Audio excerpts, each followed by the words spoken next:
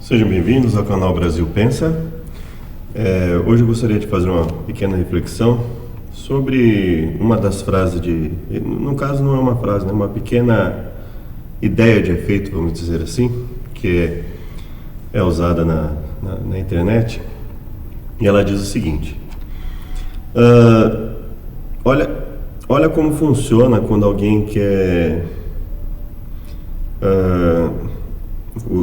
vamos usar um termo hoje, né, lacrar ou desqualificar alguém sem enfrentar a oposição de pensamento. Então seria um diálogo, um suposto diálogo que diz o seguinte: mestre, qual o segredo da felicidade? O mestre, então, tido como mestre, diz: não discutir com idiotas. Então, aí o discípulo resolve discordar, fala: olha, não concordo que esse seja o segredo. Veja que o discípulo primeiro fez uma pergunta tão pertinente que o mestre respondeu de acordo com a pergunta. Ele não deu nenhuma resposta que ridicularizasse o aluno. Mas quando o aluno resolve discordar, ele fala: não concordo que esse seja o segredo. O professor diz: o mestre, né, você tem razão. Ou seja, ele taxa o discípulo de idiota, ao invés de simplesmente enfrentar a pergunta. Veja que não existe nenhum contexto que coloque o discípulo como idiota. Até o momento aqui, o discípulo fez uma pergunta pertinente: qual é o segredo da felicidade, apesar de genérica, né? E aí o professor responde: não discutir com idiotas. E o aluno simplesmente diz: não concordo que esse seja o segredo. Ou seja, ele não desrespeita o mestre, ele não faz nada que caracterize o seu questionamento como uma idiotice. Então esse mestre, se valendo da sua posição, da sua suposta sabedoria, que ele demonstrou não ter, ele diz: olha, você tem razão, ou seja, eu não vou discutir com você. Ou seja, chama o aluno de idiota, chama o discípulo de idiota, por absolutamente discordar dele.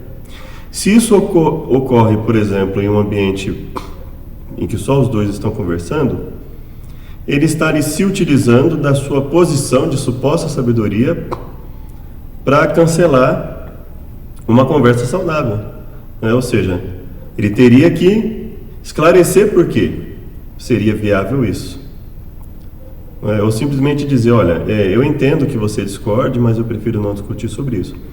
E não dizer algo que foi o que ele fez aqui. Quando ele diz você tem razão, ele está dizendo o quê? Olha, não vou discutir com você. Ou seja, ele classifica o aluno como idiota. Se isso ocorre em um ambiente em que há mais discípulos, isso é pior ainda. Isso é uma tentativa de diminuir um discípulo simplesmente pela discordância. Isso está acontecendo no nosso país e em muitos outros lugares, quando alguém discorda. Infelizmente, as frases de efeito, frases que não são baseadas em um contexto de um raciocínio amplo, coerente, um raciocínio que aborde os aspectos distintos de algo e chega a uma conclusão. Alguém simplesmente resolve se utilizar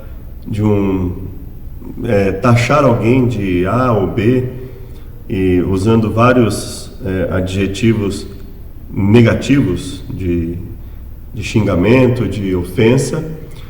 Por quê? Porque aí ele e aqueles que não querem efetivamente debater o assunto a fundo, eles vão ficar usando esse tipo de raciocínio. Então, você é um idiota, você é como se utiliza aí, né, um genocida, você é um fascista, você é um... Então, e aí vão se criando falas sem muitas vezes se enfrentar o raciocínio em si. Então, o que eu venho abordar hoje é justamente isso, no que nós devemos tomar cuidado com esse tipo de situação, de frase de efeito, essa suposta sabedoria que tem sido propagada na internet, que nada mais é do que a anulação do debate saudável, a anulação de uma conversa com quem pensa diferente. O mestre aqui, suposto mestre, perdeu uma grande chance de utilizar se realmente ele tivesse a sua sabedoria para esclarecer porque seria tão importante esse tipo de colocação que ele teria dado, né? Porque seria importante não discutir com o idiota. E ele simplesmente desqualifica o seu aluno para não precisar entrar no âmago, no profundo, na profundidade de uma fala. Isso significa que ele simplesmente não tinha embasamento para o que estava falando. E por não ter embasamento no que ele estava falando, ele queria calar qualquer voz discordante. Então, não vejo esse tipo de fala como orgulho para o mestre. Eu veria esse tipo de fala como um desserviço que ele teria prestado para o seu aluno e para qualquer outro aprendiz que estivesse ali com ele. Muito obrigado, até a próxima meditação, até o próximo estudo. Graça e paz a todos.